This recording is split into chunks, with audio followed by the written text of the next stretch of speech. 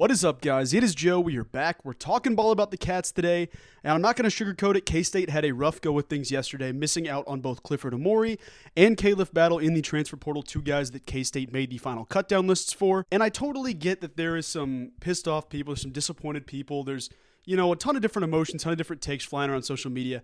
I get that. That's fine and dandy. After getting some requests of people kind of, asking like, hey, talk me off the ledge here. Let's talk about it. Why should we be excited? Who are we going for? Whatever the case is, I decided I'd do exactly that.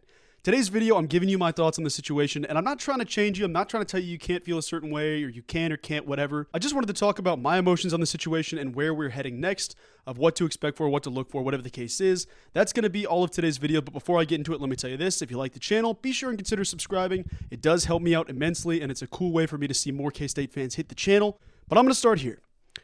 I got the idea for this video, besides the couple of people that asked, like, hey, Joe, talk me off the ledge. Let's talk me through this, get me through. I know that's kind of, it's joking manner, we're all in good fun, but I wanted to actually provide my thoughts on the situation because I actually feel more level-headed than I thought I would in this moment, and it's mostly because of a tweet from Keith and Valentine, former K-State running back. He put out a tweet that kind of sparked the flame for this video, and I thought it was a really good angle to look at this from. So he put out a tweet basically saying, hey, where did Marquise Noel play before coming to K-State? They will find some ball players. It's all on God's timing. I mean, he's spot on here. Absolutely. I'm going to talk to you why I feel that way, but it gave me the perfect concept or the perfect angle to view this from. So PSA before I start rambling off about this, I'm not trying to tell you how to feel, how you're supposed to feel, how you should interact, how you should react. I'm not trying to tell you how you can feel or how you should feel. That's not what I want to try to do with this video. I know that sometimes when you have like these type of opinion-based videos, sometimes that can come through like me trying to make you feel a certain way or invalidate your feelings. That is not what I'm trying to do. I'm not trying to make you feel, oh, because I think this and Joe thinks this, that I'm wrong or he's wrong. I'm not trying to do that.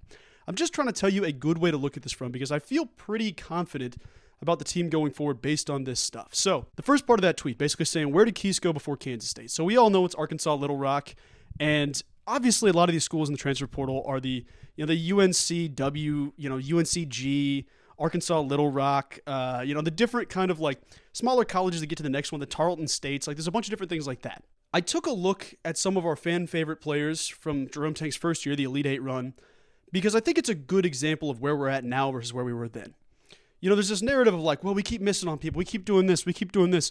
I want you guys to understand just where we were at in terms of recruiting when Jerome Tang got in. I know it's a new roster. I know Tang was starting from scratch, and there were certain, both Ish and Keese were from Bruce Weber's staff. But let's take a look at some of our fan favorite players from that team. So the portal rankings drop every year. It's on 3 and 247. I use 24/7 just because it seems to have a quicker release on when they have their picks listed for each player. But Marquise Noel, even though he was a solid player at Arkansas Little Rock, was an unranked player in the transfer portal. So he was a 0-star player, not nationally ranked in the portal, definitely not ranked position-wise or state-wise, none of that.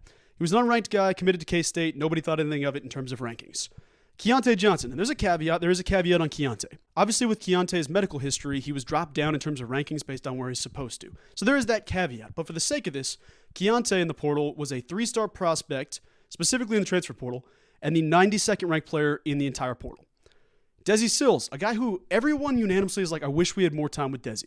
Desi Sills was a 3-star player, but he wasn't ranked nationally, wasn't ranked at his position, and he wasn't ranked, on anything, really. It's just the fact that he's a 3-star, 85-point prospect. Coming out of Arkansas State.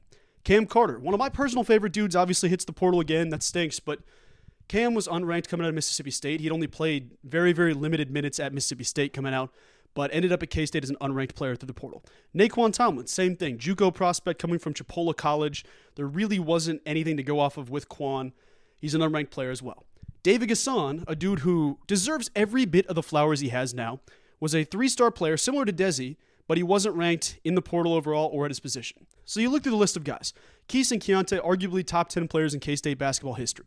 Marquise Noel, unranked, coming out of Arkansas Little Rock. Keontae Johnson, 3-star player, number 92 overall in the portal. So top 100 player in the portal. There's something there. Desi Sills, unranked in the portal, but a 3-star. Cam Carter, unranked. Naquan Tomlin, unranked. David Gasson, a 3-star, but unranked in terms of the rest of the portal. Keep all that in mind. I have a reason to tie this all together, but keep that in mind for now. I'll try to speed through this a little bit faster.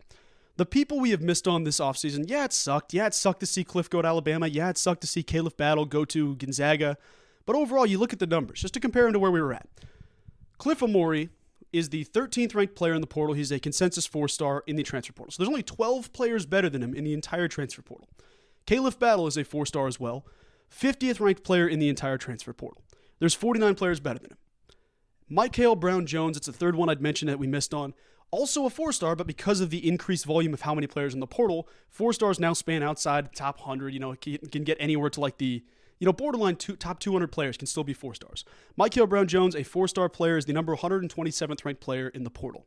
Those are the big three you missed out on. When you look at recruiting battles, I think people are trying to treat the recruitments of Clifford Omoruyi, of Khalif Battle, Michael Brown-Jones, similar to just any player in the portal.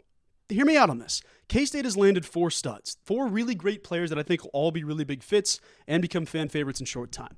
Doug McDaniel, he's the headlining guy of the bunch so far. He's a 4-star player in the portal, the 56th ranked player overall. Brendan Housen, a 4-star from Villanova, is the 153rd ranked player in the portal. Bayfall closely behind, a 4-star player, 169th ranked in the portal. CJ Jones doesn't get much love in the recruiting services. I think part of that is the bearing of he played at UIC, so there's not a ton to go off of. CJ Jones, a 3-star player, ranked number 425. I think that's undervalued, but it is what it is. The point of my argument is this. These guys that quickly became fan favorites, hey, these guys put it together. They found a way to get to the Elite Eight. They were national, title contenders. They were studs. They almost won the Big 12, third-ranked seed nationally. Marquise Noel, Keontae Johnson, Desi Sills, Naquan Tomlin, Cam Carter, David Gasson. These dudes are mostly all unranked players in the transfer portal. Dudes that not many people have really heard of prior to their Kansas State time. Keontae's an exception. Desi's an exception. I'm not trying to say that they aren't like studs in their own circles or they aren't, worth the hype, but not nationally ranked things. So K-State landing Marquise Noel out of Arkansas Little Rock isn't a national thing where you say, okay, this is a top, 100 players. There's an incredible addition for for Bruce Weber at the time. That wasn't the case. Keontae had that national spotlight, obviously from both medical reasons and because he was the SEC Player of the Year or preseason Player of the Year before the medical injury did happen, so you understand the upside there. The point is, us missing on guys in the top 50. So the 13th overall player in the portal, the 50th overall player in the portal. That's not necessarily a situation where it's like this staff can't recruit, they can't get things right, we're never going to get good players. When you're evaluating players and you find the right guys, there are so many talented players in the portal, regardless of rank, regardless of whatever, but you do have to understand part of that consideration. It's going into the third year of Jerome Tang's tenure. There's not a Big 12 team that's winning the Cliff sweepstakes. Obviously, Kansas is established. They know what they're doing. Baylor didn't get the visit. There wasn't many teams that got to that point. The point is, we shouldn't crucify anybody because, we missed on Clifford Omoruyi. We missed on Khalif Battle. Those aren't the same. Those are not the same prospects that we've had when Jerome Tang takes over and takes the team to the Elite Eight. You successfully built the right team through the transfer portal. It didn't matter if guys were ranked 92nd or if they were unranked. They found the right guys. There are so many stud difference-maker players in the transfer portal still out there. There's top 50 players. There's top 15 players. There are so many great players in the portal available, and I'm not trying to talk us away from that. I'm just saying that because we lose to a team like Alabama that's fresh off the Final Four, or miss out on a team like UNC that develops big men for a living, it's not the end of the world. It is not the day that everything comes crashing down. There are so many more good players that will end up at Kansas State. So you look at a guy like Desi Sills, Naquan Tomlin. Neither of those guys were top 500 players in the transfer portal. They weren't 3-star players. They were unranked. Well, I guess technically Desi was a 3-star, but he wasn't ranked nationally in the portal. You can find players anywhere. And there is more than 2,000 players in the transfer portal as of right now.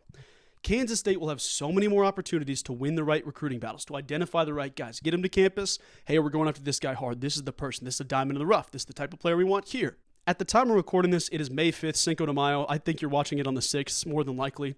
So happy late Cinco de Mayo to you. But I'm just not here to hit the eject button yet. I'm not here saying, all right, we're screwed. This season's going to suck. That's not how this goes, man. You landed a stud in Doug McDaniel. I mean, a top player that a lot of different teams had at the top of their boards. Brendan Housen is one of the best shooters in the country, and he's hungry to do more than that. Bay Fall, McDonald's All-American, only the 5th in the history of Kansas State. And CJ Jones, a guy that I am higher on than most, I think the dude's going to have a really, really successful campaign for K-State this season. It is so quick and easy to forget what type of players we have on the team already. David Gasson coming back. Buddy Rich is a guy that every single person is begging to hit the court at all times. It's easy to forget what possibility is there, but the element of team building is the most important part of this. So give it a month, K-State will have more commits, whether it's the number 19 player in the portal or the number 159th.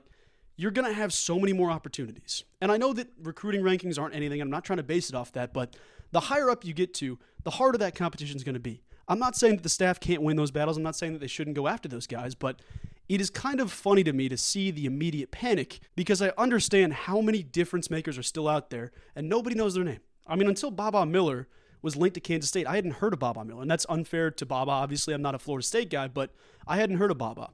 Then I see him play, and I'm like, this is the perfect fit for Kansas State. Bayfall, a similar situation. I know he was a top prospect in his class, but I didn't hear about him. Then, okay, McDonald's All-Americans visiting Kansas State. Where did this guy come from? Maybe that's just a me thing. Maybe you guys know every player in the entire college basketball transfer portal index, but there are so many talented dudes out there that are diamonds in the rough. The staff has had a successful history of identifying those type of guys and adding them to the team. The way I see it right now, you're 1 to 2 first team, second team, all Big 12 guys away from having that roster that you need to go win a national championship. You've got depth, you've got the right guys.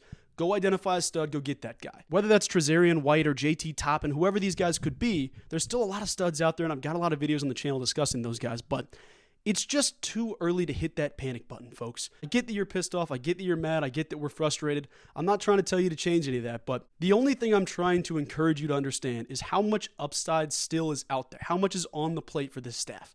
Missing out on Cliff, missing out on Battle doesn't mean, damn, we're destined to get 14th of 16 teams in the Big 12 this season. Or damn, we're, destined to be a bottom 5 team in the Big 12. There is still so much time ahead, so many good players ahead that we haven't even heard of yet that will be out there, that will be interested in Kansas State, and we will get the right guys. So all I'm saying is that please don't jump off the ledge based off of missing on Clifford Omoruyi or Khalif Battle. Yes, they're incredible basketball players. I'm sure they'll both have success, but there's also the possibility that, hey, there's going to be a better fit for Kansas State. I talked about in a previous video, H, or I talked about Norchad O'Meara. There's a couple of different players that I'm like, shoot, you get that guy. That's a better opportunity than some of the dudes that have visited K-State. Even if you miss on those guys, there's still an opportunity to improve beyond that. Plus, every name that comes off the board is a better element for Kansas State to get who they want. So I say all that to say there's going to be time, there's going to be players, there's going to be visits. Please consider taking a hair of patience. I know it's tough, and I want to hear the entire roster as of tomorrow, but it's just the idea that there's going to be great players in Manhattan sooner than we realize. So once again, not trying to tell you how to feel, not trying to tell you whatever this is, but you see what they can do with the squad of guys that nobody knew nationally, turning them into an Elite 8 team, one of the top 3 seeds in the NCAA tournament in each region. You see what they can do there. Obviously, last season you lose your best player, Naquan Tomlin, then you have to figure out your point guard situation with Quez Glover injured. There are so many unforeseen circumstances.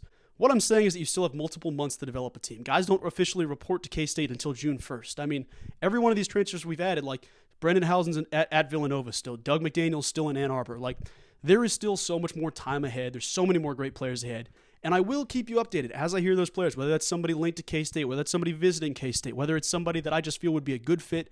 There's going to be more opportunity. I'm not trying to sunshine pump you. I'm not trying to sell you as something like a used car salesman, but there is reason to feel excited. I know it still sucks. I know you're still pissed off. I know it is what it is, but we are going to be fine together. I promise you that, and we will have good news soon. I hope you all have a wonderful rest of your day. I hope this helped in some capacity. I don't know if anybody even made it this far, but if you did, I appreciate you, and I hope you have a great rest of your day. We'll talk to you soon. Go Cats.